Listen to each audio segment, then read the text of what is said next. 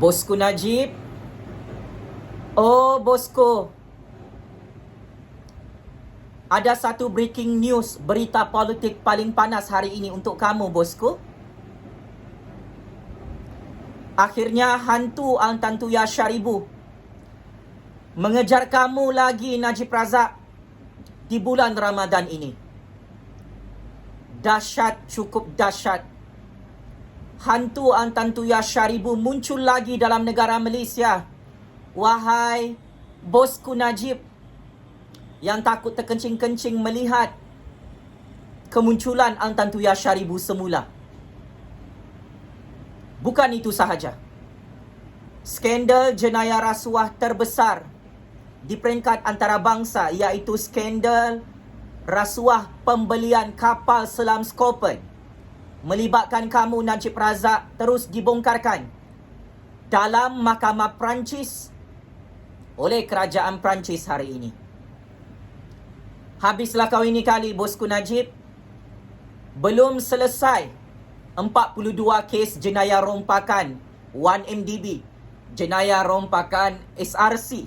Belum selesai kes jenayah rompakan lebih 6 bilion ringgit dalam Mahkamah Malaysia. Hari ini kamu terus dikejar oleh hantu Al-Tantuya Sharibu dan hantu kapal selam, kapal Scorpion. Kes jenayah rasuah 5.2 bilion ringgit di Mahkamah Perancis. Cukup tergempar di seluruh dunia hari ini. Skandal jenayah rasuah dan skandal jenayah pembunuhan bom C4 Al-Tantuya Sharibu ini terus dibangkitkan di Mahkamah Perancis dan negara Malaysia. Saya akan mengulas dan membongkarkan secara kritikal kes jenayah rasuah kapal Scorpion dan skandal pembunuhan Al-Tantuya Sharibu yang dikaitkan dengan nama Najib Razak Pakcik Makcik Oto Aro. Perkara pertama, untuk makluman bosku Najib yang menonton video panas ini dalam keadaan menggelabah ketakutan, Mahkamah Perancis akhirnya secara rasmi mengheret dan mendakwa sebuah syarikat aset pertahanan kroni bosku Najib bernama Syarikat Tels kerana terbabit dalam skandal rasuah melibatkan penjualan kapal selam kepada pihak kerajaan Malaysia pada tahun 2002 lalu. Ini skandal jenayah rasuah terbesar di peringkat antarabangsa melibatkan Najib Razak, yang mana sudah 20 tahun skandal jenayah rasuah ini akhirnya telah tamat disiasat bagi tahun 2022 oleh pihak kerajaan Perancis dan telah membawa kepada 9 individu. Geng-geng Najib di Mahkamah Perancis akhirnya didakwa dan dibicarakan dalam skandal jenayah pembelian kapal Scorpion secara rasuah. Skandal jenayah rasuah ini telah terbongkar sejak tahun 2010, yang mana kontrak pembelian dan penjualan kapal Scorpion melibatkan Najib Razak, kerajaan Malaysia dan syarikat aset pertahanan Perancis adalah bernilai 5.2 bilion ringgit. Transaksi keuangan pembelian dan penjualan kapal Scorpion ini dikatakan terdapat unsur-unsur pembayaran komisen rasuah ke atas Najib Razak dan proksinya yang membawa kepada pembunuhan Al-Tantuya Sharibu menggunakan bom C4 dalam negara Malaysia pada tahun 2006 lalu. Najib Razak yang menjadi Menteri Pertahanan telah memeterai perjanjian pembelian 2 kapal selam kelas Scorpion dan pembelian sebuah Agusta dari unit limbungan Tentera Laut Perancis bernilai 5.2 bilion ringgit. Nilai kos tambahan sebanyak 529 juta ringgit dikatakan komisen rasuah diterima oleh orang kanan Najib bernama Razak Baginda. Wang komisen rasuah pembelian kapal Scorpion di Perancis itu diserahkan kepada Najib Razak sebanyak 529 juta ringgit. Rentetan daripada itu, pada tahun 2017, pihak SPRM telah menyiasat dan mendakwa Abdul Razak Baginda, kroni Najib Razak dalam Mahkamah Malaysia, namun sehingga saat ini Abdul Razak Baginda masih bebas dan perbicaraan mahkamah masih tidak ada kabar berita. Najib Razak turut disiasat oleh pihak SPRM pada tahun 2018 lalu. Rentetan skandal jenayah rasuah pembelian dan penjualan kapal Scorpion di Perancis itu. Tetapi, apa yang dibangkitkan oleh parti-parti pembangkang dalam politik Malaysia? Mereka menuntut agar bukti baru yang didedahkan oleh Mahkamah Perancis digunakan semula oleh pihak kerajaan Malaysia untuk membuka siasatan baru ke atas Najib Razak. Pihak parti pembangkang menuntut jawatan kuasa kira-kira wang negara di Parlimen untuk menyiasat Najib Razak dalam skandal jenayah rasuah kapal selam Scorpion bernilai 5.2 bilion ringgit itu. Malah, pemimpin-pemimpin pembangkang menuntut institusi Parlimen menyiasat Najib Razak dalam kes pembunuhan Al-Tantu Yasharibu. Nama Al-Tantu Yasharibu turut disebut dalam kontrak pembelian kapal Scorpion secara rasuah di Perancis. Al-Tantu Yasharibu dikatakan sebagai penterjemah dalam konsesi pembelian kapal Scorpion secara rasuah yang membantu Najib Razak dan Razak Baginda tahun 2002 lalu untuk penjualan dan pembelian kapal Scorpion yang mana Najib turut menerima wang komisen rasuah tersebut. Akhirnya, sehingga saat ini, yang menjadi saksi utama terhadap kes pembunuhan Al-Tantu Yasharibu ini masih hidup. Azila Hadri masih berada di penjara Kajang. Sirul Azhar masih hidup di Australia, bekerja seperti biasa di bawah pemerintahan kerajaan Australia.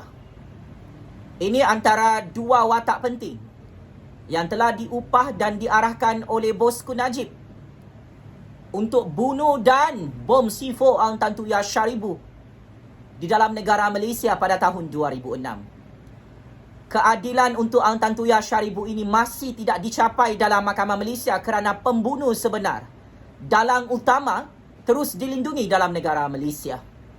Bosku Najib masih tidak mahu saman fitnah Azila Hadri yang membuat akuan bersumpah bahawa beliau dibayar wang RM300 sahaja untuk menculik, untuk tembak, untuk bom C4 Al-Tantu Yasharibu.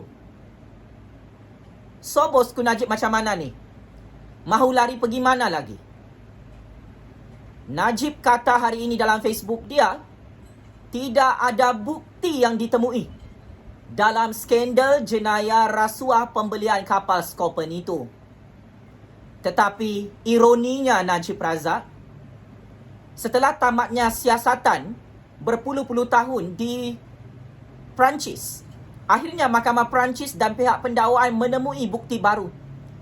Syarikat Aset Pertahanan Kronikamu di Perancis kantoi terpalit dengan penjualan kapal Scorpion secara rasuah ke atas pihak kerajaan Malaysia pada tahun 2002 ketika itu kamu Najib Razak menjadi Menteri Pertahanan. Di samping itu, skandal pembunuhan bom C4 Al-Tantu Yasharibu itu telah menjadi petunjuk utama yang mengkantoikan nama Najib Razak dan Razak Baginda berkomplot, bersekongkol membeli kapal Scorpion secara rasuah sehingga wang komisen rasuah diberikan kepada Najib Razak lebih 500 juta ringgit. Parti-parti pembangkang menuntut kenapa dan mengapa kes jenayah rasuah Najib Razak yang kantoi membeli kapal Scorpion menerima wang komisen rasuah tidak dibuka dalam Mahkamah Malaysia. Paling panas, paling meletup, rakyat Malaysia mempertikaikan kenapa nama bosku Najib yang terpalit sebagai watak utama mengarahkan Azila Hadri dan Sirul Azhar serta mengarahkan Razak Baginda menculik, membunuh dan bom C4 Al-Tantu Yasharibu masih tidak dibicarakan dalam Mahkamah Malaysia. Ini adalah masalah sangat besar, skandal jenayah rasuah projek kapal Scorpion dan skandal pembunuhan Al-Tantu Yasharibu bom C4 dalam negara Malaysia yang masih tidak mendapat keadilan. Terus heboh di seluruh dunia pakcik makcik Oto Aro. Najib Razak tidak berani untuk saman fitnah mana-mana pemimpin pembangkang ataupun parti pembangkang yang membongkarkan bukti baru kes pembelian kapal Scorpion secara rasuah ratusan jutaan ringgit sehingga bilion ringgit. Malah Ang Tan Tuya Syaribu dikatakan dibunuh menggunakan bom C4 oleh geng bosku kerana Ang Tan Tuya menuntut wang komisen setelah berjaya dalam konsesi pembelian dan penjualan kapal Scorpion.